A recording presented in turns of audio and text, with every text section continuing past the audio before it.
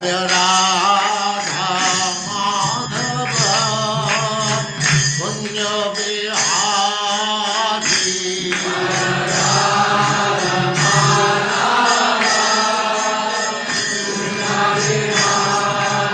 जय राधा माधव कुंज बिहारी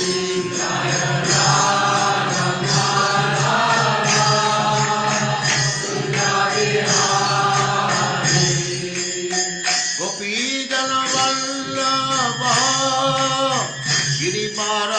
गिरिवरधारी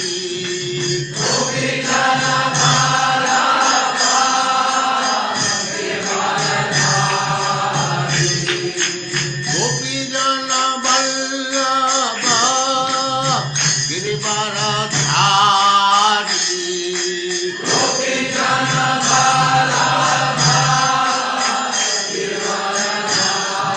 जय राधा माधव कुंज बिहारी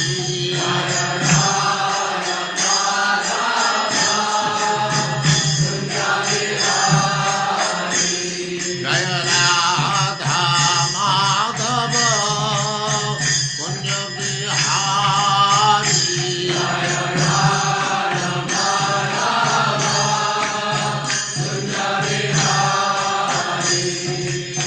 गोपी जन वल्लभ गिरिवरधारी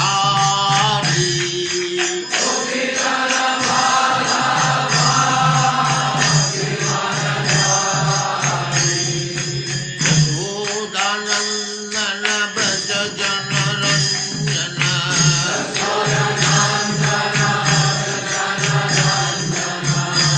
यशोदानंदन ब्रज जन रंजन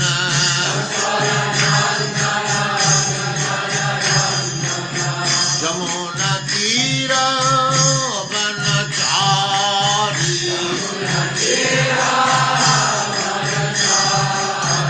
यमुना तीर वनचारी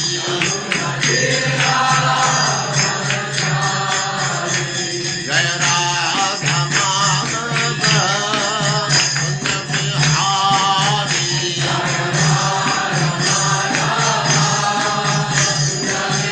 जय राधा माधव कुंज बिहारी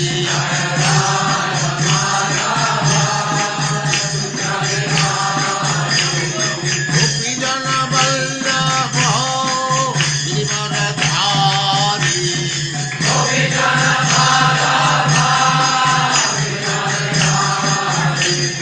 गोपी जन वल्लभ गिरिवरधारी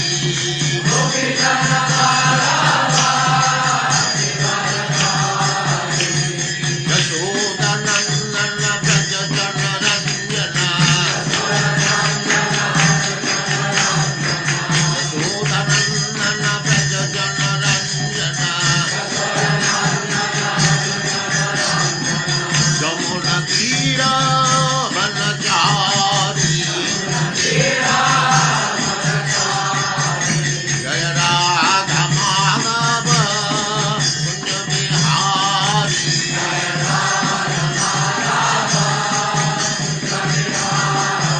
जय राधा माधव कुंज बिहारी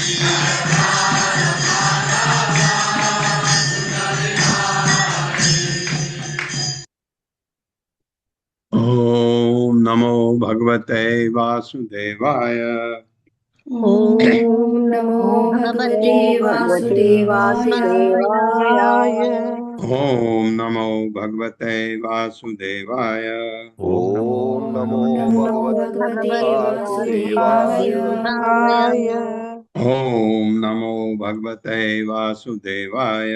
ओम नमो भगवते वासुदेवाय।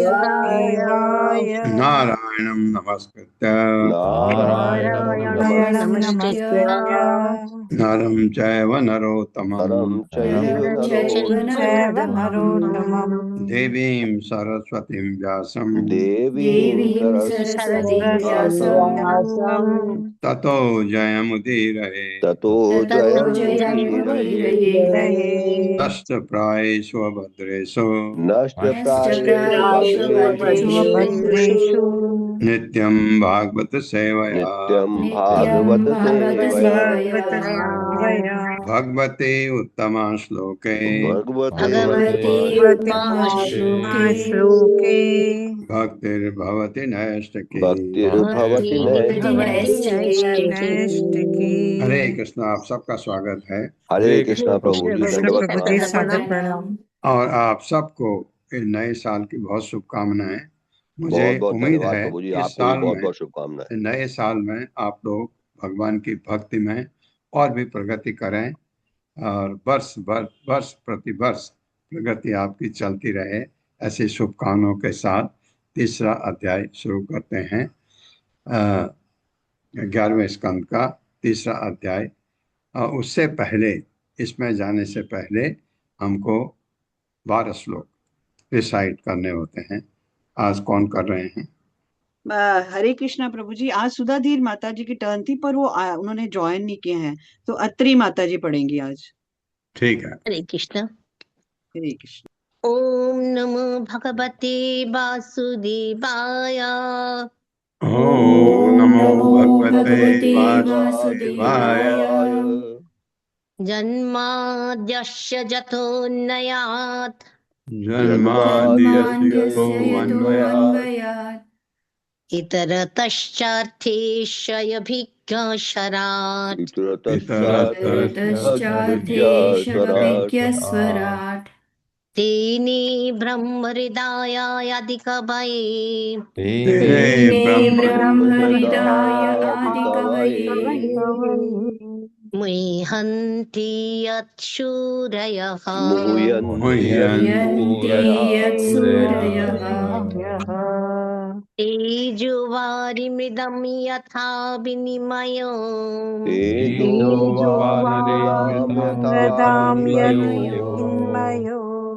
यत्र त्रिसर्गो मृषा यत्र त्रिसर्गो मृषा धाम्ना स्वेन सदा निरस्तकुहकम् धाम्ना स्वेन सदा निरस्तकुहकम् सत्यं परं धीमहि सत्यं परं परं धीमहि धर्मो प्रोचित कैतवोऽत्र धर्मो प्रोजित कैतवोऽत्र परमो निर्मत्सरणां शताम् परमो निर्मत्सरणां सताम् वेद्यं वास्तवमत्र वस्तु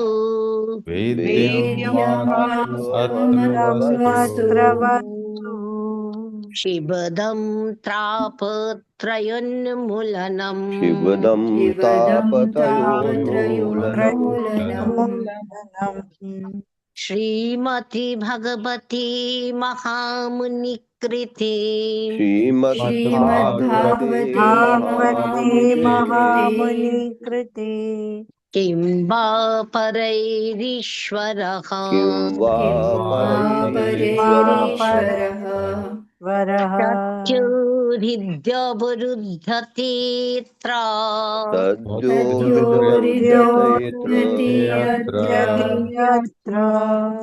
इतिभिः शुश्रूषुभिस्तच्छणात्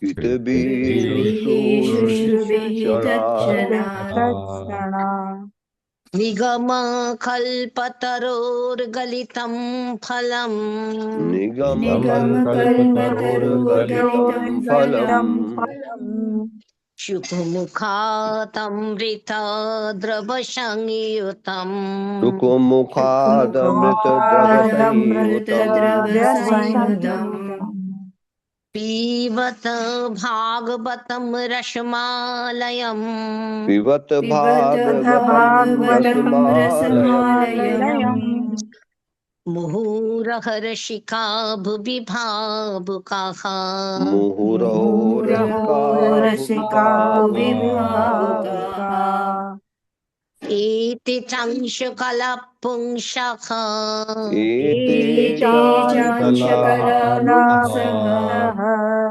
कृष्णस्तु भगवान् स्वयं कृष्णस्तु भगवान् स्वयम् इंद्रारी व्याकुलं लोकम् इंद्रार्याकुलं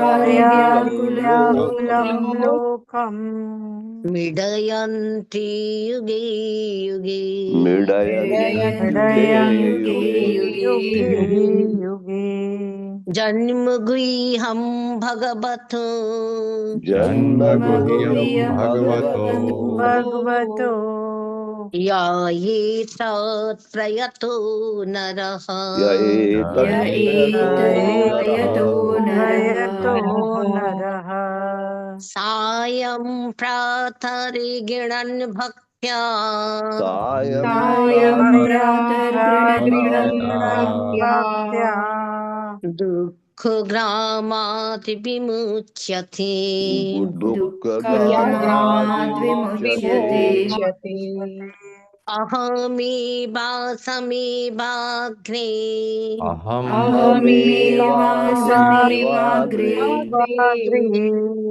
नान्यदिजत्शतशत परम् नान्यद्यत्सतसत्परम् पश्चादहं जाति तच्च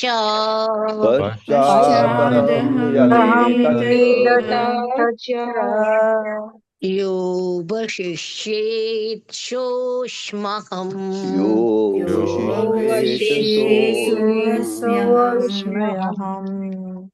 ऋतेरिथं यत् प्रतीयेता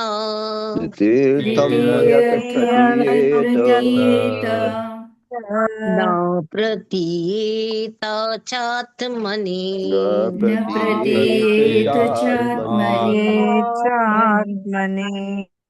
तद्विद्यातात्मनो मायाम्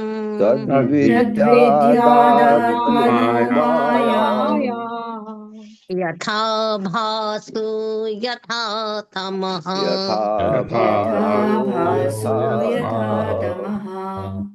यथा महन्ति भूतानि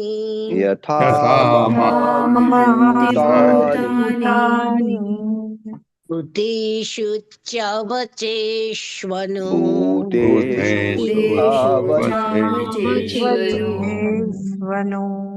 प्रविष्ठान्यप्रविष्ठानि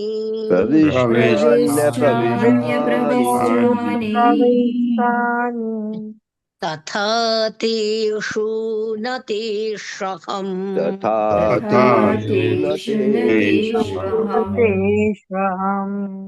एतावदेव जिज्ञास्यम्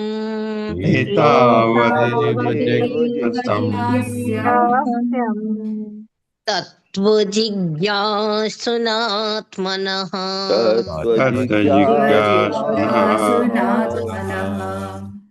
अन्ययो व्यतिरेकाभ्याम्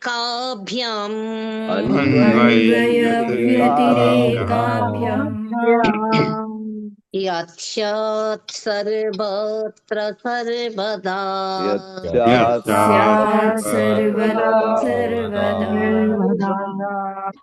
स्वयंभूर्नरदः शम्भुः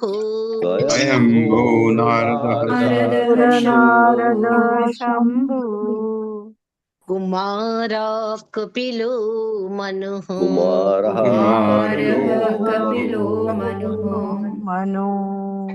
प्रह्लादो जनको भीष्मो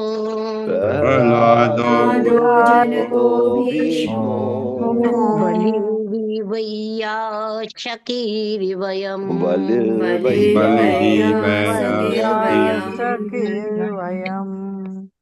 तत्तेऽनुकम्पामि शुशमीक्षमाणो तत्तेऽनुकम्पामि क्षमाणो भुञ्जानुएवात्मकृतं विपाकम् आत्मकृतं विपाकम् हिदिबाग्बपुर्भिर्विदधन् नमस्ते नमस्ते जीवेत मुक्ति पदे सदाय भाग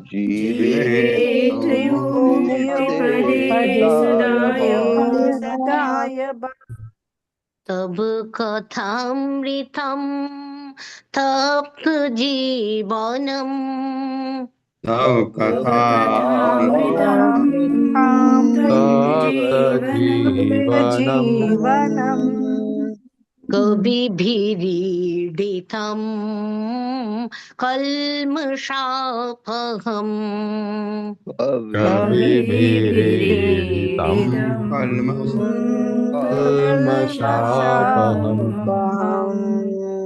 श्रवणमङ्गलम् श्रीमदाततम् श्रवणमङ्गलं श्रीमदाततम्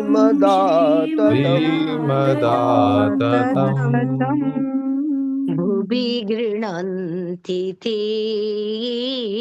पूरिता जना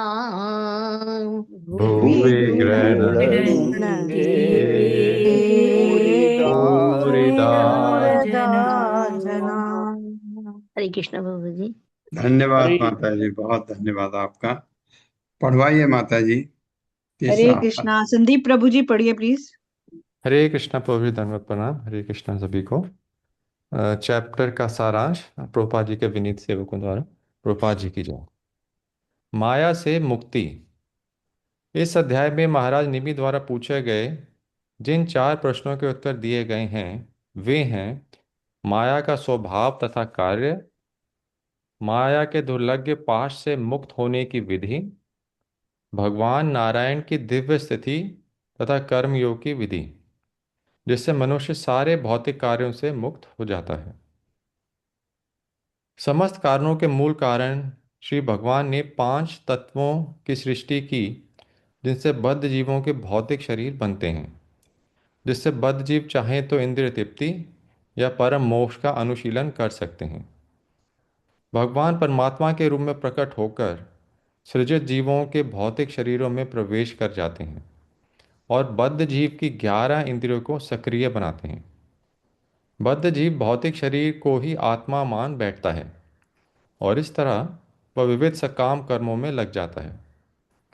वह अपने ही कर्मों के फलों से बाध्य होकर विविध योनियों में बारंबार जन्म लेता है और प्रलय आने तक अत्यधिक कष्ट भोगता रहता है। जब प्रलय सन्निकट होता है तो विराट स्वरूप की आत्मा संपूर्ण भौतिक सृष्टि को अपने में समेट लेती है और तब वह स्वयं समस्त कारणों के आदि कारण में प्रवेश कर जाता है। इस प्रकार से भगवान 3 गुणों वाली अपनी माया को भौतिक ब्रह्मांड के सृजन, पालन तथा संहार के लिए शक्ति प्रदान करते हैं। इस भौतिक जगत में नर तथा नारी के रूप में बद्ध जीव संभोगरत होते हैं। यद्यपि ये जीव अपने दुखों को दूर करने तथा अपने आनंद को असीम रूप में बढ़ाने के लिए निरंतर भौतिक प्रयास करते रहते हैं, किंतु उससे सदैव विपरीत परिणाम प्राप्त होता रहता है। स्थायी सुख इस जगत में ढूंढे नहीं मिलता, चाहे वह पृथ्वीलोक हो या स्वर्गलोक हो, जिससे लोग अनुष्ठान तथा यज्ञ संपन्न करने के बाद अगले जीवन में प्राप्त कर सकते हैं। पृथ्वी तथा स्वर्ग दोनों ही में ईर्ष्या तथा स्पर्धा जीव का पीछा नहीं छोड़ती। इसलिए जो व्यक्ति संसार के कष्टों से स्थायी छुटकारा पाने का सचमुच इच्छुक है उसे प्रामाणिक गुरु के चरण कमलों की शरण ग्रहण करनी चाहिए। प्रामाणिक गुरु की योग्यता यह है कि वह विचार विमर्श द्वारा वैदिक शास्त्रों के निष्कर्षों की अनुभूति कर चुका हो और इन निष्कर्षों द्वारा अन्यों को आश्वस्त कर सके। ऐसे महापुरुष जिन्होंने सारे भौतिक मामलों को त्याग कर भगवान की शरण ग्रहण कर ली है, उन्हें ही प्रामाणिक गुरु मानना चाहिए। प्रामाणिक गुरु को ही अपना जीवन तथा आत्म मान कर विनीत शिष्य को उसे शुद्ध भक्ति की विधि सीखनी चाहिए जो भगवान को तुष्ट करने वाली है। इस तरह शिष्य भक्ति मार्ग पर चलकर क्रमशः समस्त सद्गुण प्राप्त कर लेता है। मनुष्य को चाहिए कि वह भगवान के अद्भुत दिव्य कार्यकलापों, उनके प्राकट्य गुणों तथा पवित्र नामों को सुने, उनका गुणगान करे और उनका ध्यान करे। उसे जो भी अच्छी लगने वाली या भोग्य वस्तु प्राप्त हो वह भगवान को तुरंत अर्पित कर दे। यहाँ तक कि अपनी पत्नी, संतान, घर तथा अपने प्राण तक भगवान के चरण कमलों में समर्पित कर दे। उसे अन्यों की सेवा करनी चाहिए और उनसे आदेश लेने चाहिए। विशेष रूप से जो भगवत भक्त हैं उनसे शिक्षा लेनी चाहिए और उनकी सेवा करनी चाहिए। भक्तों की संगति में रहकर भगवान की महिमा का कीर्तन करने से मनुष्य तुष्ट तथा सुखी हो जाता है और भक्तों से प्रेम मैत्री स्थापित कर लेता है। इस तरह वह समस्त दुखों के कारण स्वरूप इंद्र तृप्ति को त्यागने में सक्षम हो जाता है। जब भक्त को भगवान के शुद्ध प्रेम की अवस्था प्राप्त हो जाती है तो उसे रोमांच हो आता है और वह अनेक भाव लक्षण प्रकट करने लगता है। वह भगवान के प्रत्यक्ष मिलता है और दिव्य आनंद से पूरित हो उठता है। भक्ति योग की शिक्षा से तथा भगवत भक्ति में लगने से भक्त भगवत प्रेम की अवस्था को प्राप्त होता है। भगवान नारायण के प्रति पूर्णतया अनुरक्त होने पर भक्त दुर्लभ माया को पार कर लेता है। भगवान ब्रह्मांड की सृष्टि, पालन तथा संहार के कारण स्वरूप हैं। फिर भी उनका कोई पूर्ण कारण नहीं है। नश्वर तथा निरंतर परिवर्तनशील भौतिक जगत में स्थित रहकर वे नित्य तथा अपरिवर्तित रहते हैं। वे मन तथा इंद्रियों से किसी सहायता के बिना समझे नहीं जा सकते। वे भौतिक जगत के प्राकट्य से परे हैं जो सूक्ष्म भौतिक वस्तुओं में दिखने वाले कार्य कारण के रूप में होता है। मूलतः अपनी माया द्वारा एक से विस्तार करके वे नाना रूप में प्रकट होते हैं। वे जन्म, विकास, क्षय तथा मृत्यु के सदैव मुक्त हैं और सर्वव्यापक साक्षी परमात्मा हैं जो सारे जीवों की मनोवृत्तियों का निरीक्षण करता है। वे पर ब्रह्म है और नारायण कहलाते हैं। जब कोई व्यक्ति गंभीरतापूर्वक भगवान नारायण के चरण कमलों में भक्ति करता है तो उसकी प्रकृति के 3 गुणों के अंतर्गत पूर्व कर्म के फलस्वरूप हृदय के भीतर स्थित अशुद्ध इच्छाएं नष्ट हो जाती हैं। इस प्रकार हृदय निर्मल हो जाने पर वह भगवान को तथा अपने आप को दिव्य जीवात्माओं के रूप में देख सकता है। दिव्य वैदिक वाङ्मय के प्रामाणिक अध्ययन से ही मनुष्य इन कर्तव्यों के संपन्न न होने तथा वर्जित कार्यों के अर्थ को ठीक तरह से समझ सकता है। इस कठिन विषय को कभी भी संसारी चिंतन से नहीं समझा जा सकता। वैदिक आदेश मनुष्य को पहले सकाम धार्मिक कर्म करने की संस्तुति करके अप्रत्यक्षतः चरम मोक्ष के मार्ग पर ले जाते हैं। जिस तरह बच्चे को दवा खिलाने के लिए पिता उसे मिठाई देने का वचन देता है। यदि भौतिक इंद्रियों को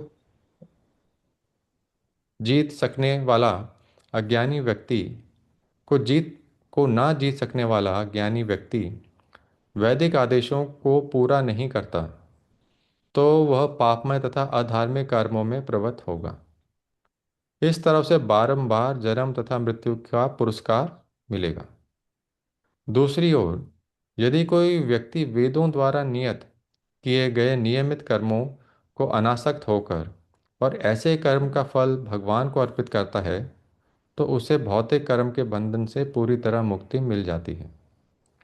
शास्त्रों में प्रदत्त भौतिक सकाम फल वैदिक ज्ञान की वास्तविक लक्ष्य नहीं, अपितु कर्म करने वाले में रुचि जागृत करने के लिए होते हैं। यदि बद्ध जीव वैदिक ग्रंथों में यथा तंत्रों में प्राप्य नियमों का पालन करते हुए भगवान हरि की पूजा करता है तो वह मिथ्या अहंकार से बंधन के बंधन से तुरंत मुक्त हो जाएगा। जब भक्त को वैदिक शास्त्रों के आदेशों को बतलाने वाले अपने गुरु की कृपा प्राप्त हो जाती है तो वह भगवान के अत्यंत आकर्षक किसी स्वरूप की पूजा करता है। इस तरह वह भव बंधन से तुरंत मुक्त हो जाता है। हरे कृष्णा प्रभु जी, धन्यवाद। धन्यवाद प्रभु, धन्यवाद। बहुत अच्छा एक जगह पढ़ा आपने कि गुरु कैसा होना चाहिए। गुरु को एक तो पहले सबसे जरूरी जो है, जो समझना चाहिए, गुरु गुरु शिष्य परंपरा का होना चाहिए, बहुत जरूरी है। एक दूसरा, वो गुरु जिसने भौतिक संसार को त्याग चुका है। ये बहुत अच्छा लिखा था इसमें। मैं इस चीज पर बहुत ध्यान हमको रखना होता है। गुरु ऐसा हो जो संसारी भी हो, और ये उसको गुरु नहीं बना सकते। गुरु ऐसा है जो इस भौतिक संसार से विरक्ति ले चुका है और भगवत भक्ति में लगा हुआ है। ये जो बताया आगे आएगा, पढ़ेंगे इसको।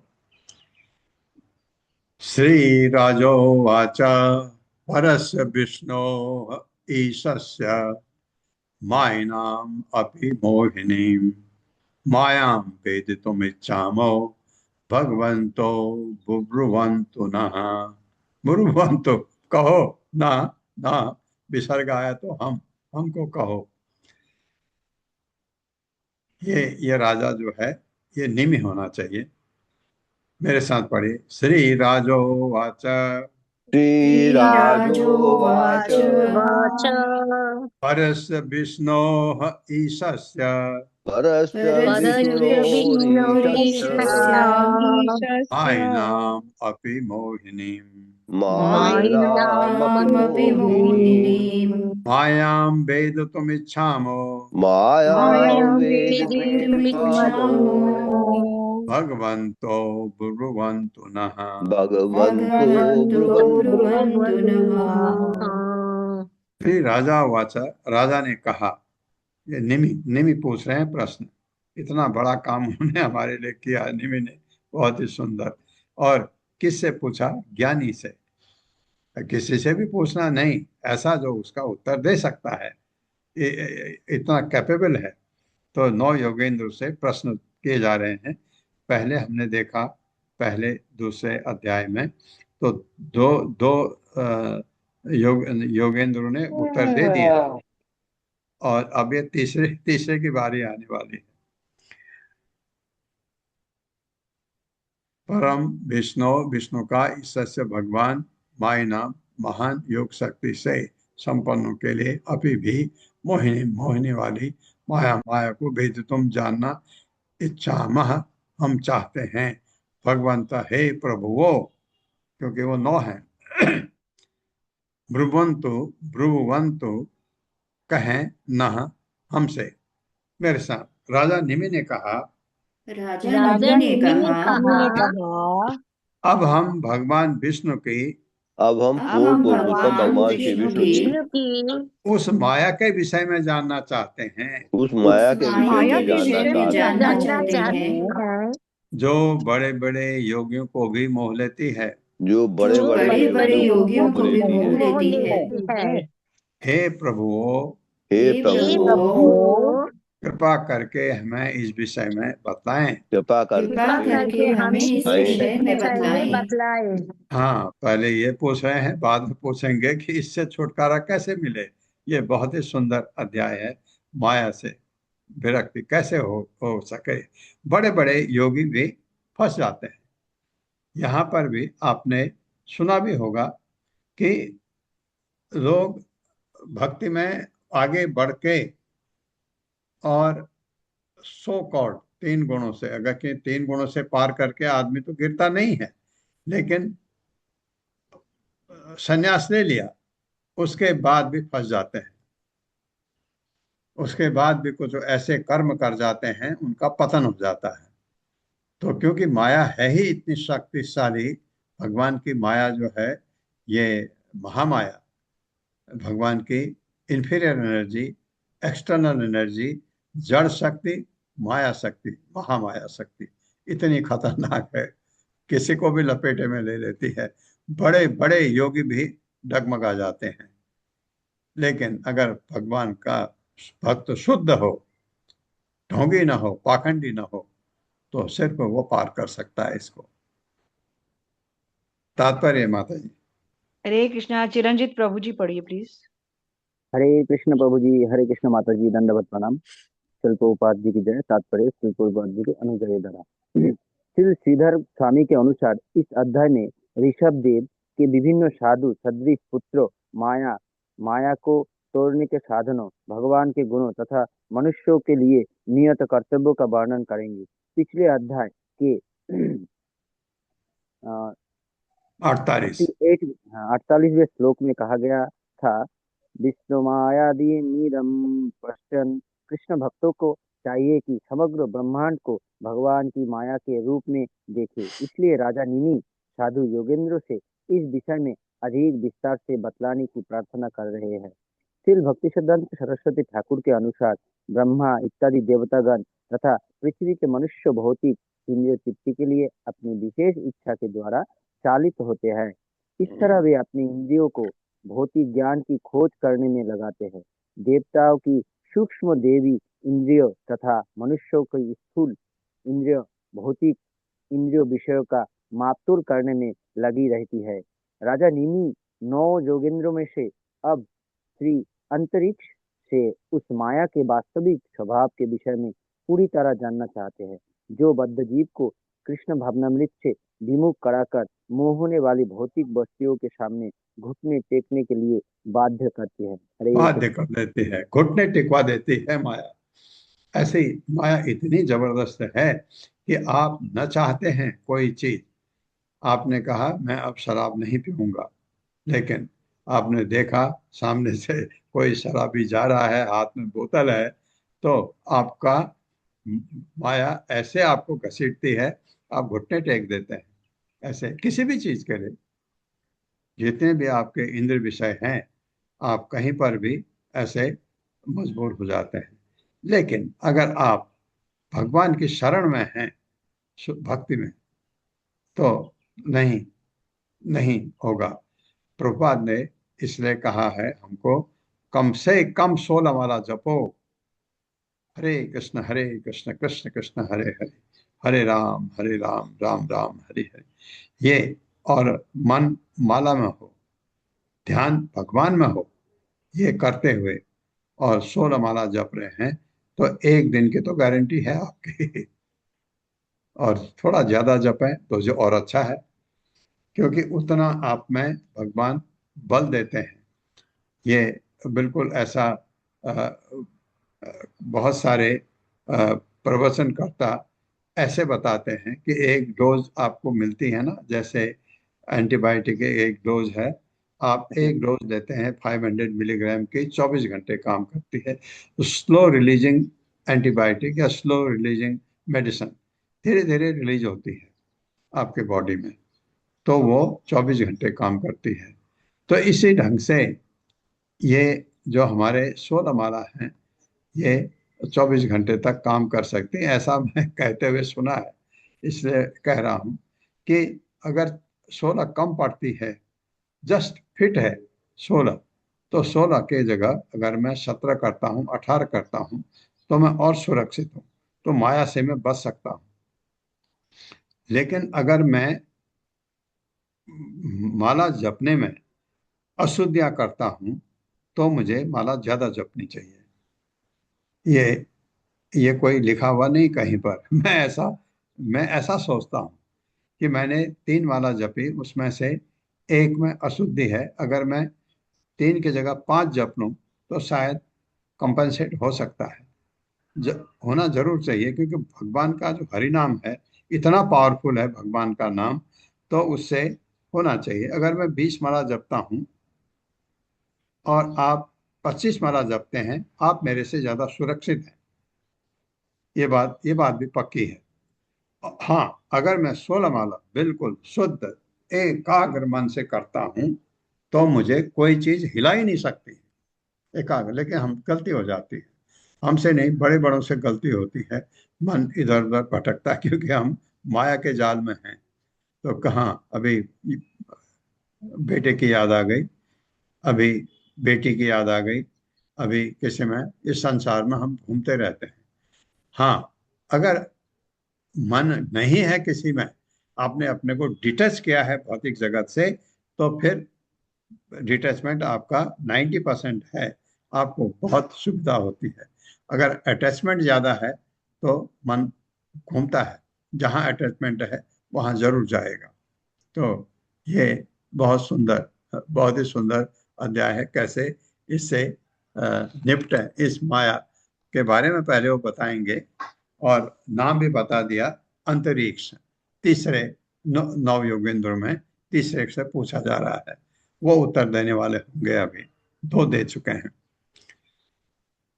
न अनुतृप्ते जुषन् युष्मद् वचो हरि कथा अमृतम संसार ताप निस्तप्तो मर्त्यः तत्ताप भेषजम्। मेरे साथ, न अनुतृप्ते जुषन् युष्मद् नानुतृप्ते युष्मत् वचो हरि कथा अमृतम बचो जो हरि हरि कथामृतम् कथामृतम् संसार ताप निस्तप्तो संसार ताप संसारताप निस्तप्तो निस्तप्तो मर्त्यः तत्ताप भेषजम्। मर्तस्तत्ताप तत्ताप भेषजम्। भेषजम्।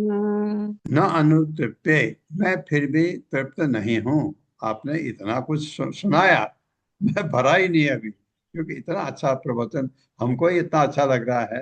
वो तो राजा निमि तो महान भक्त था, उसको तो बहुत ही अच्छा लग रहा होगा। जुसन, व्यस्त रहते हुए, युष्मत, तुम्हारे, वचः, शब्दों में, हरि कथा, भगवान हरि की कथाओं के, अमृतम, अमृत को, संसार के ताप कष्ट से, निस्तप्तः, सताया, मर्त्य, मरणशील मनुष्य जैसे हम हैं, तत् ताप, उस पीड़ा की, भेषजम, औषधि। मेरे साथ पढ़िए।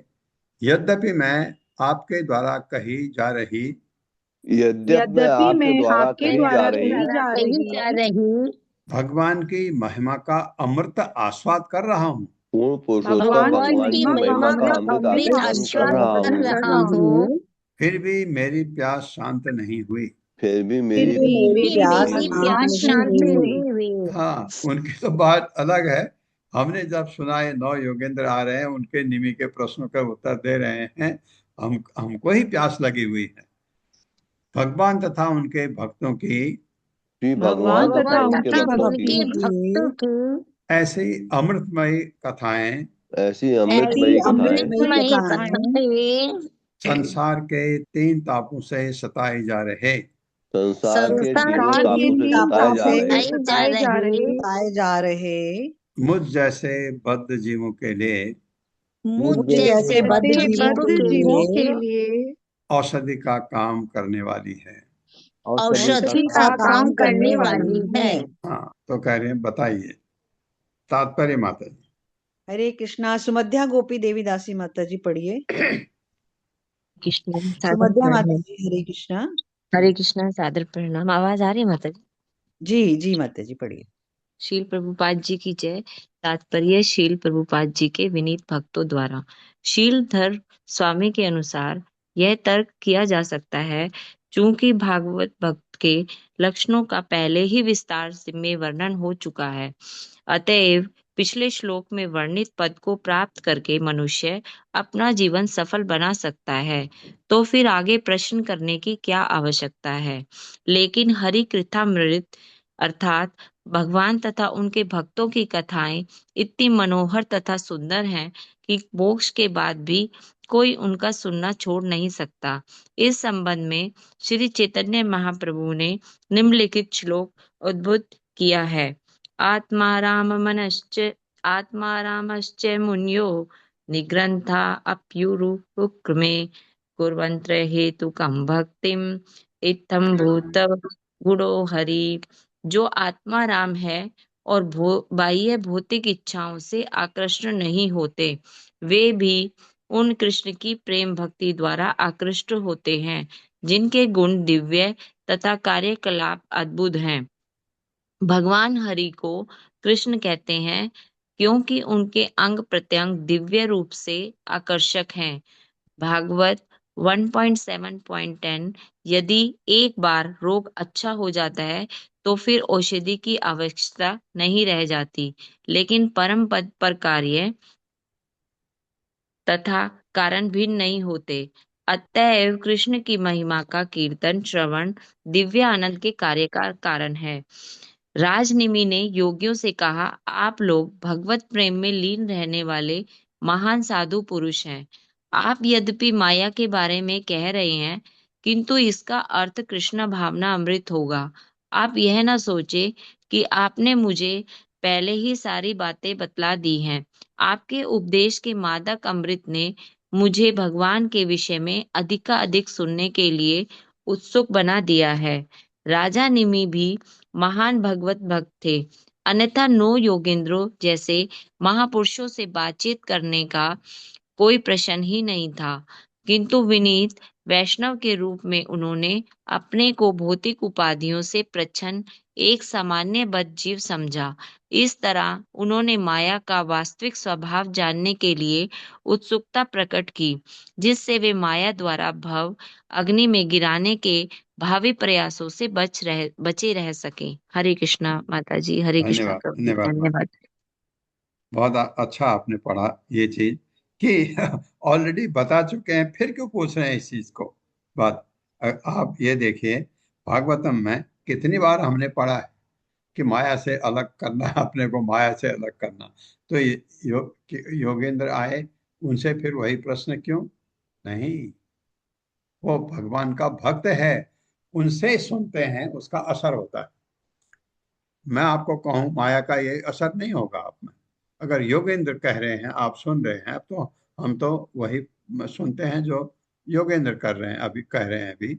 और आप ये देखिए, क्या परीक्षित महाराज को पता नहीं था भगवान के बारे में? अरे वो तो भगवान से उनका तो नाता है।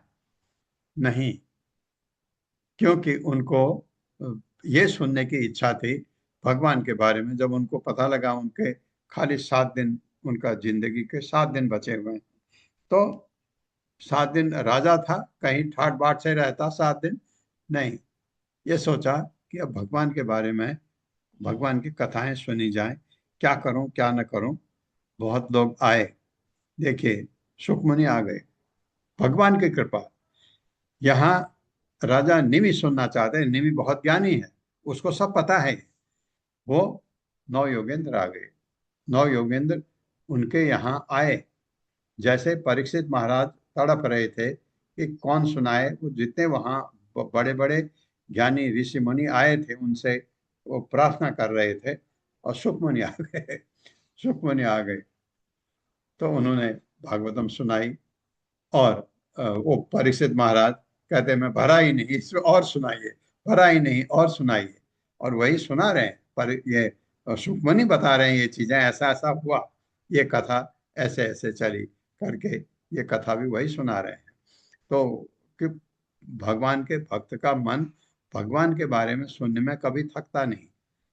अगर हमें माया होती है भौतिक जगत की, जैसे आप देखते हैं, हम कहते हैं हाँ बातें सुन रखा मैंने पहले, मैं बाद में सुन लूंगा, अभी मुझे एक और काम है। ये इतना फर्क हो जाता है, क्योंकि हम माया आपको ऐसे जकड़ती है, आपको खींच देती है उधर से।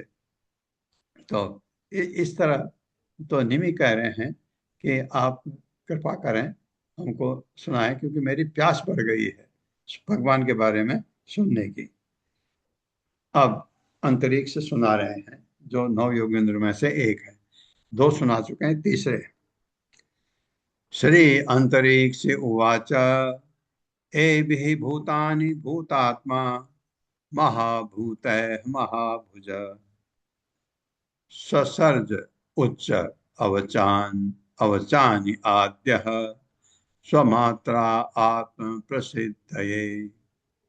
मेरे साथ श्री अंतरिक्ष उवाच श्री अंतरिक्ष उवाच श्रीअन्तरिक्षयुवाच एभिः भूतानि भूतात्मा एभिर्भूतानि भूतानि भूतात्मा भूतात्मा महाभूतैः महाभुज महाभूतैर्महाभुज महाभूतैर्महाभुज ससर्ज उच्च अवचानि आद्यः ससर्जोच्चावचान्याद्यः शशर्जयुच्चयबचान्यद्यः स्वमात्रा आत्म प्रसिद्धये।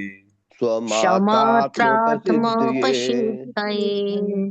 श्री अंतरिक्ष उवाच श्री अंतरिक्ष ने कहा एवं इनके भौतिक तत्वों के द्वारा भूतानि प्राणी भूतात्मा सारी सृष्टि की आत्मा महाभूत महतत्व के तत्वों द्वारा महाभुज हे महाभुज राजा यानी निमि ससर्ज उसने उत्पन्न किया उच्च अवचानी ऊंच तथा नीच दोनों आद्य आदि पुरुष स्व अपने अंशों के मात्रा इंद्र तृप्ति के लिए मात्रा शब्द यूज होता है आत्म तथा आत्म साक्षात्कार प्रसिद्ध है सुविधा प्रदान करने के लिए।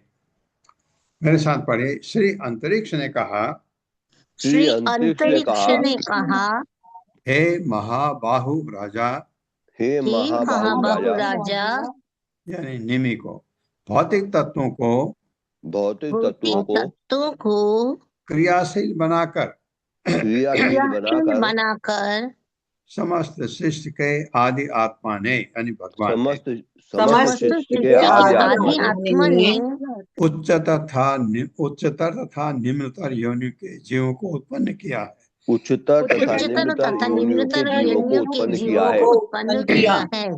हाँ उच्चतर निम्नतर क्यों है वो आपको समझ आता है उनके कर्मों के हिसाब जिससे ये बद्ध आत्माएं जिससे कि ये बद्ध आत्माएं अपनी अपनी इच्छा अनुसार अपनी अपनी अनुसार अनुसार इंद्र तृप्ति इंद्रिय तृप्ति अथवा चरम मोक्ष का अनुशीलन कर सके अथवा चरम मोक्ष का अनुशीलन कर सके। हाँ अगर परम सुख चाहिए तो चरम मोक्ष का अनुशीलन करेंगे अगर भौतिक इंद्र तृप्ति में रहना है वो सुविधा दोनों दे दी करो जो मर्जी करो इसमें ये फायदा ये है इसमें नुकसान ये है सब आपको शास्त्र बताते हैं। अगर परमानेंट इलाज चाहिए आपको तो आप मोक्ष की तरफ बढ़िए और अगर आप भौतिक आनंद में तृप्त रहना चाहते हैं तो आप भौतिक जगत माया के बंधन में आ जाइए।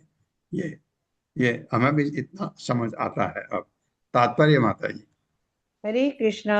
अशोक प्रभु जी पढ़िए प्लीज। हरे कृष्णा प्रभु जी दंडवत प्रणाम। शीला प्रभुपाद जी की जय। शीला प्रभुपाद जी द्वारा तात्पर्य श्रील विश्वनाथ चक्रवर्ती ठाकुर के अनुसार इस श्लोक में माया का वर्णन उसकी शक्तियों अर्थात भौतिक प्रकृति के गुणों के वर्णन के माध्यम से हुआ है। श्रीमद् भगवद गीता में भगवान श्री कृष्ण ने माया को गुणमयी अर्थात प्रकृति के भौतिक गुणों से युक्त कहा है।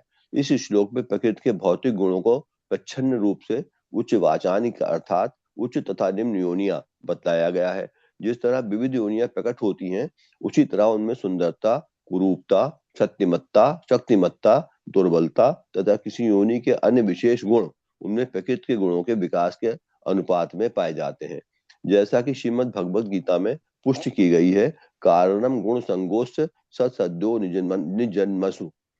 अच्छे तथा बुरी योनियों में भौतिक प्रकृति के साथ जीव की संगत से ऐसा होता है। इसी तरह का अन्य कथन श्रीमद् भगवद गीता में देखें।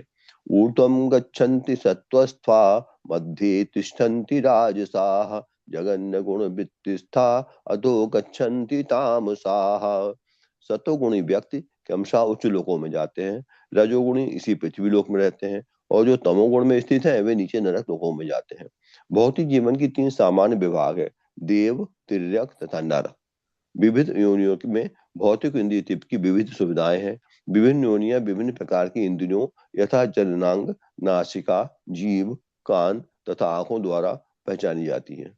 उदाहरणार्थ कबूतरों को अत्यधिक संभोग की सुविधा दी गई है, भालुओं को सोने की बहुत अधिक छूट है, बाघों तथा सिंहों में लड़ने भिड़ने एवं मांस खाने की प्रबल इच्छा रहती है, घोड़ों को तेज दौड़ने के लिए टांगे और चील गिद्धों को तेज दृष्टि प्रदान की गई है इत्यादि। मनुष्य अपने बृहद मस्तिष्क द्वारा जाना जाता है जो ईश्वर को समझने के निमित्त होता है।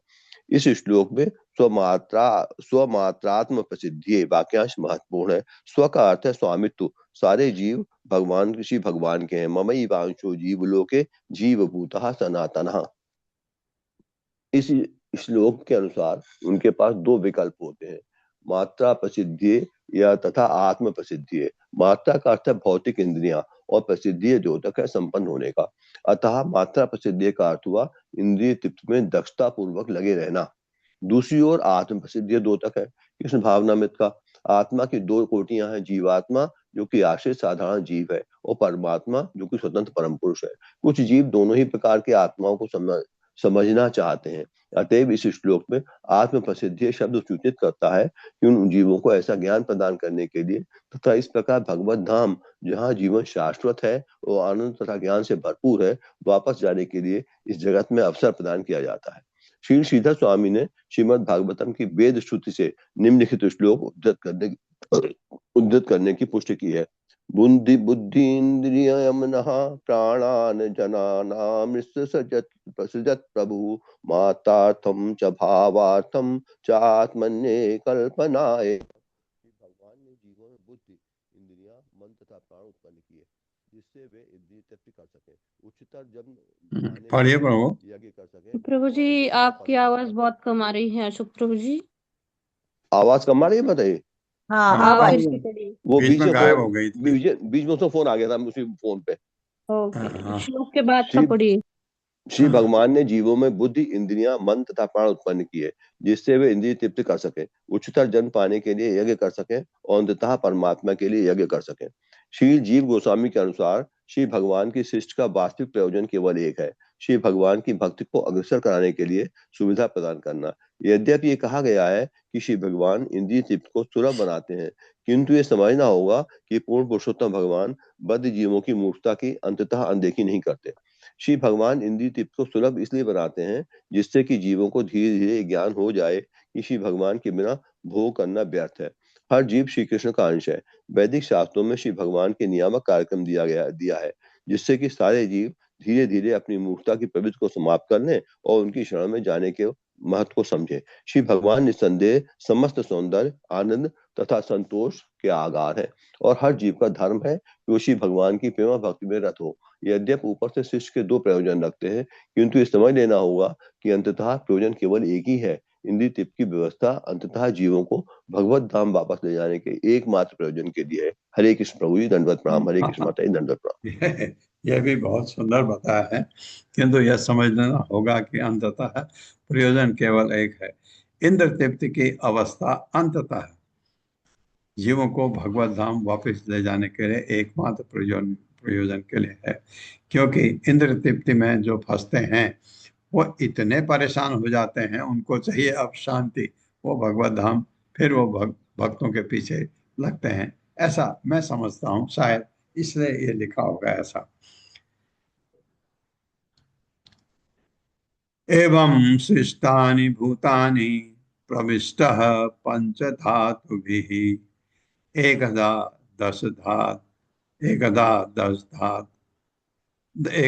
दशधा आत्मानं विभजन जुषते गुणान्।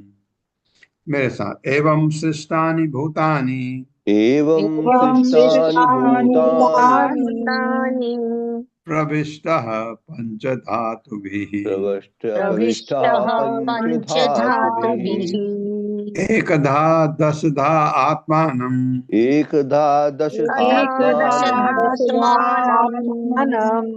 विभजन जुषते गुणान्। विभजन जुषते गुणान्। एवं जैसा कि बताया गया है उस प्रकार से सृष्टानि उत्पन्न भूतानि जीवों को प्रविष्ट प्रवेश करके पंच धातु भी 5 स्थूल तत्वों पृथ्वी, जल, अग्नि, वायु तथा आकाश द्वारा एकदा एक बार मन के दृष्टा के रूप में, 10दा 10 बार 5 ज्ञानेन्द्रियां, 5 कर्मेंद्र के दृष्टा के रूप में आत्मानम स्वयं को विभाजित करते हुए झुसते लगाता है गुणान भौतिक गुणों के साथ। अनुवाद। परमात्मा उत्पन्न किए गए प्राणियों के परमात्मा उत्पन्न किए गए प्राणियों के भौतिक शरीरों में प्रविष्ट होकर भौतिक भौतिक शरीरों में प्रविष्ट होकर मन तथा इंद्रियों को क्रियाशील बनाता है।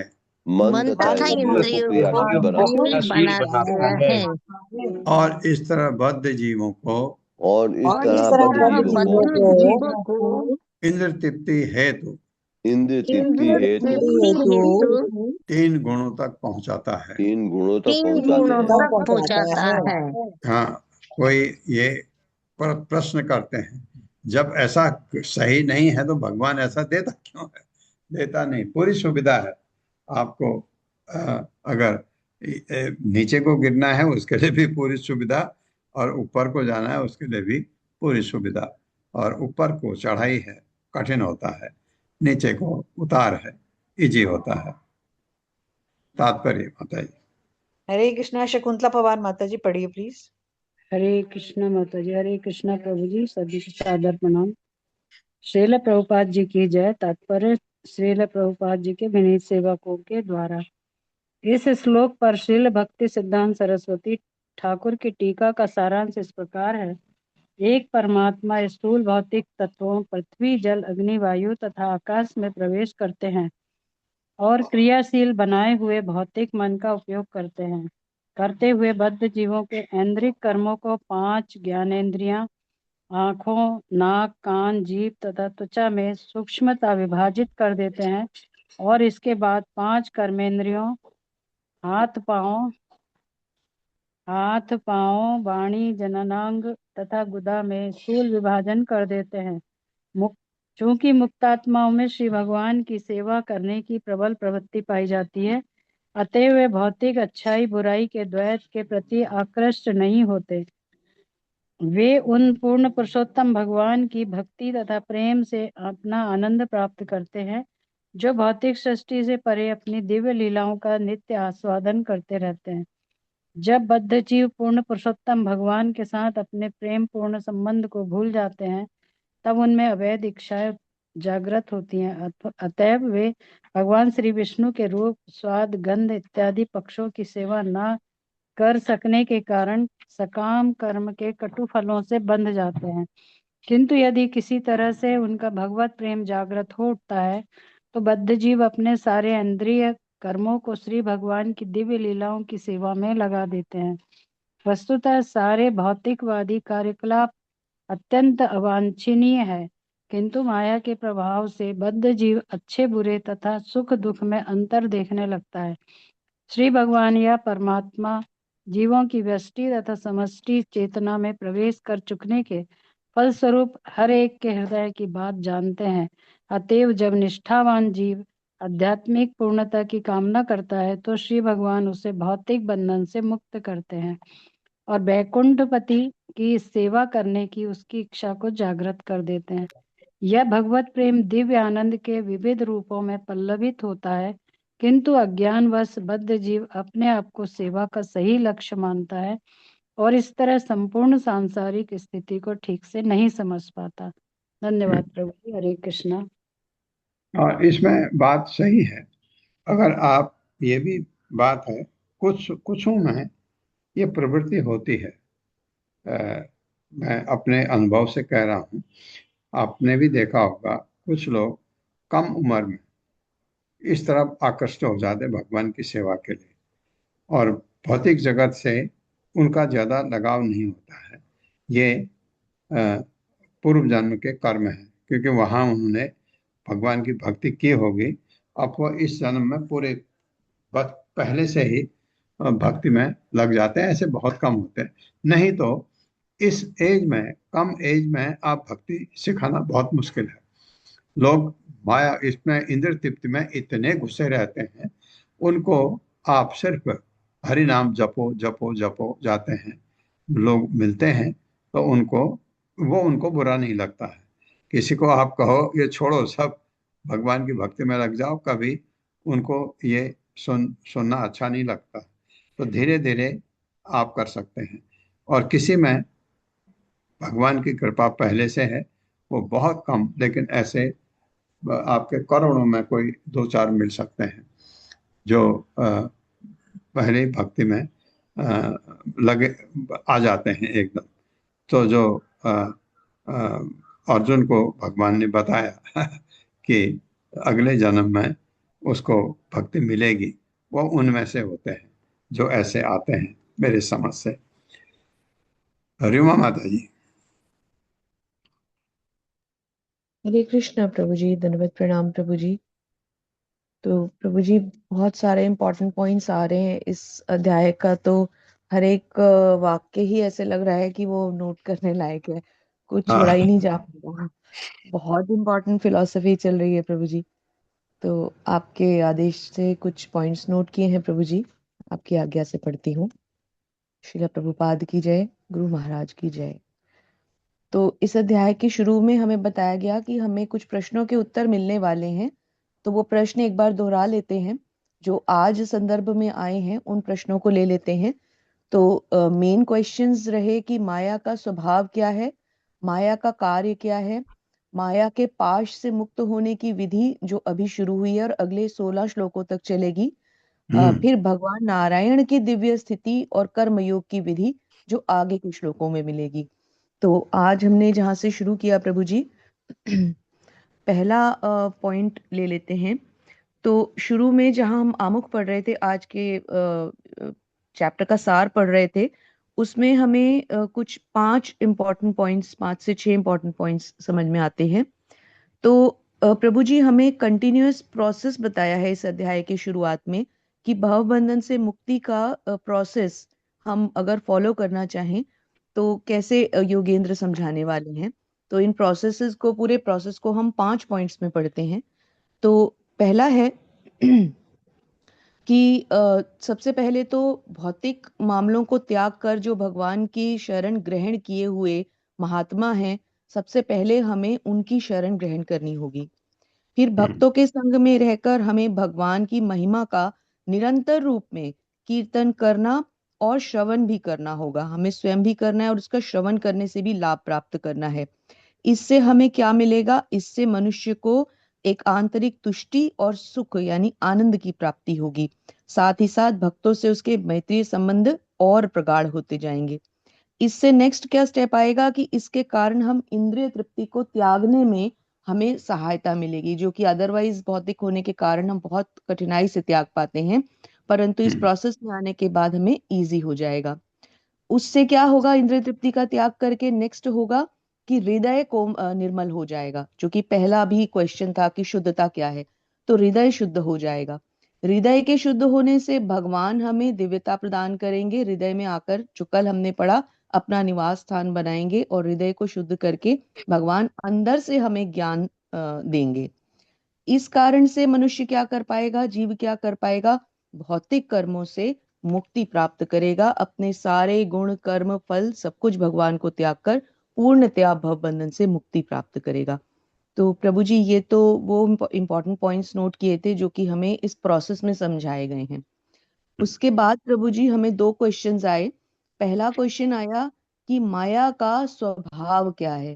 तो यहाँ बताया गया है कि माया के वास्तविक स्वभाव के विषय में पूरी तरह जानने वाला बद्ध जीव, सॉरी, माया बद्ध जीव को कृष्ण भावनामृत से विमुख कर देती है। तो माया का स्वभाव और उसका कार्य बताया गया है कि वो जीव को कृष्ण भावनामृत से यानी भगवान की भक्ति से ही विमुख कर देती है। विमुख कर देती है। जी प्रभु जी। और इसका की पॉइंट निकाला इस श्लोक में से जो अभी तक पढ़ा, कि इससे मुक्ति के लिए सबसे पहले मनुष्य को क्या करना है? कृष्ण भक्त को चाहिए कि समग्र ब्रह्मांड को श्री भगवान की माया के रूप में देखे, जो हमने 48 श्लोक में पढ़ा भी था। तो ये 2 पॉइंट्स प्रभु जी यहाँ तक हमने इस श्लोक में ये समझे। इसके अलावा प्रभु जी यहाँ पे एक दो चीजें और आई हैं। एक सेकेंड प्रभु जी। जी, भौतिक तत्वों को क्रियाशील भगवान बनाकर भगवान ने उच्च और निम्न योनियां बनाई। तो प्रभु जी अब जो हम 3rd श्लोक से 16वें श्लोक तक आंसर ले रहे हैं अपने क्वेश्चन का, मेन क्वेश्चन का, उसमें आज हमने दो चीजें और पढ़ी कि पहली बात कि ये योनियां होती क्या हैं। तो ये योनियां जो हैं ये भगवान द्वारा भौतिक तत्वों को क्रियाशील करने से बनाई जाती हैं और फिर मनुष्य अपने कर्मों द्वारा, जैसे आपने समझाया कि जीव अपने कर्मों के द्वारा इनमें प्रवेश कर जाता है। फिर भगवान क्या करते हैं? फिर भगवान इन जीवों को मन, बुद्धि, इंद्रियां और प्राण देकर स्वतंत्रता भी प्रदान करते हैं और जीव अंततः स्वतंत्रता का दुरुपयोग करके इनमें फंस जाता है।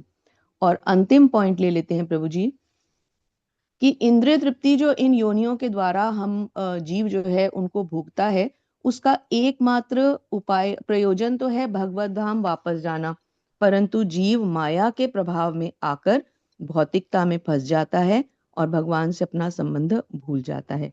तो आज प्रभु जी यहाँ तक पढ़ा हमने। धन्यवाद माता जी, बहुत सुंदर।